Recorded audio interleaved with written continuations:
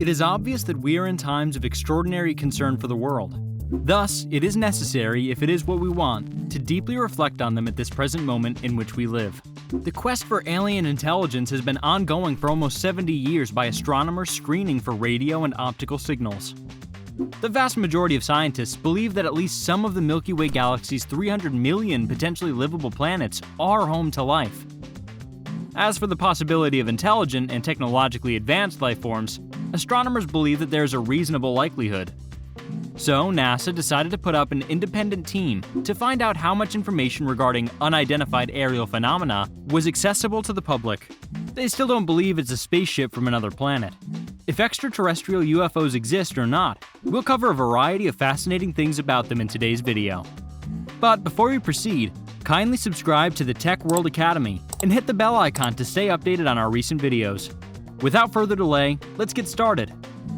A top official at the space agency said on Thursday that NASA would participate in the search for unidentified flying objects, UFOs, organizing a team that will investigate observations of activities that cannot be classified as aircraft or known natural phenomena. Thomas Zurbuchen, the head of NASA's Science Mission Directorate, stated in a speech before the National Academies of Science, Engineering, and Medicine that the space agency would bring a scientific perspective to efforts already underway by the Pentagon and intelligence agencies to make sense of dozens of such sightings. The speech was delivered in front of the National Academies of Science, Engineering, and Medicine. Even though it's considered to be a contentious area of research, he believes that the space agency should not shy away from doing research that is high risk and high impact. The announcement comes just a few weeks after a rare and historic hearing on sightings of what the Defense Department refers to as unidentified aerial phenomena, more commonly known as UFOs, and a report issued last year by the Director of National Intelligence that cataloged more than 140 flying objects that officials were not able to identify. The hearing was held before Congress on sightings of what the Defense Department refers to as unidentified aerial phenomena. However, both the 9-page report and the congressional hearing were light on information and did not arrive at any conclusions about the nature of the flying objects, several of which were seen by Navy aviators. According to the officials, they did not discover any proof that the items were any kind of sophisticated aerospace technology created by China, Russia, or any other countries. In addition, there was no evidence to support the theory that they originated from alien origins. According to a statement released by NASA, to draw scientific conclusions about the nature of such occurrences is challenging, since there have been so few observations of this kind. The agency said that it was worried not just about issues about national security, but also about issues about the safety of flying. In addition to this, it is said there is no indication UAPs are of extraterrestrial origin. Despite this, NASA has said that it is interested in applying the rigors of science to a perplexing problem that has been an obsession for many years.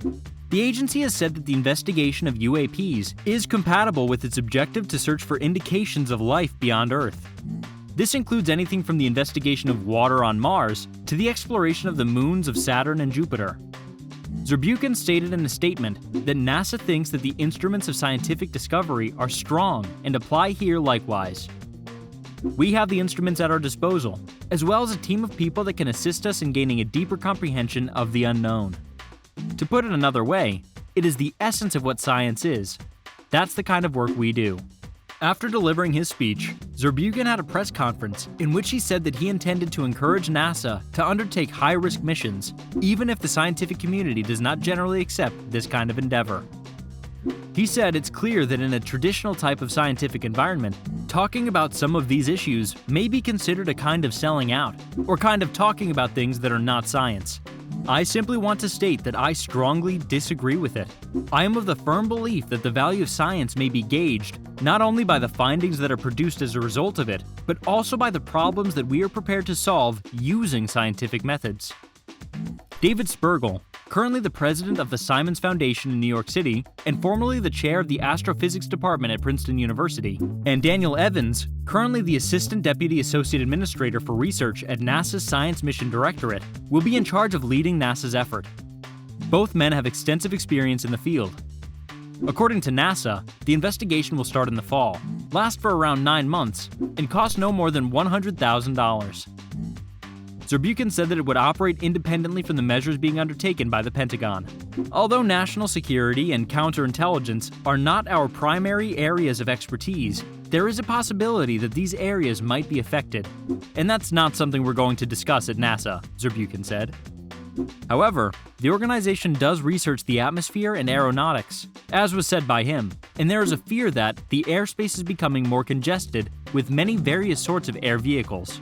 Spergel has said that there is not a workable theory that can be used to explain the UAPs before the research is conducted. I would say the only preconceived thought I have going into this is that you should be open to the idea that we're looking at several different occurrences. He added there's a broad spectrum of possible explanations for these occurrences. He continued by saying, "This is a phenomenon that we do not comprehend, and we would want to gather additional information about the phenomena." According to the findings of a study that was just made public by the Director of National Intelligence, several unidentified flying objects seem to stay stationary in winds aloft, move against the wind, maneuver suddenly, or move at a significant speed without obvious sources of propulsion. In a few instances, military aircraft systems evaluated radio frequency (RF radiation) related with unidentified aircraft occurrences (UAP. Last month, Ronald S. Moultrie, the Undersecretary of Defense for Intelligence and Security, testified before a House Intelligence Subcommittee on Counterterrorism, Counterintelligence, and Counterproliferation. In his assertion, he stated that the Pentagon is collecting eyewitness accounts of mysterious flying objects that appear to defy the laws of physics. He told the panel, that included members from both parties, "We know that our service members have experienced strange aerial occurrences. We are dedicated to attempting to learn more about their background." In an interview that took place the previous year with the Washington Post, NASA Administrator Bill Nelson said that he had access to the confidential UAP study while he was still sitting in the Senate. He then went on to say, "The hair on the back of my neck rose up." That's all for today, guys. What would be your reaction if you hear that there is an extraterrestrial UFO out there? Well, let us know what your reaction would be in the comment section below. Don't forget to give the video a thumbs up, subscribe, and hit the bell icon to receive notifications on our latest videos. Thanks for watching.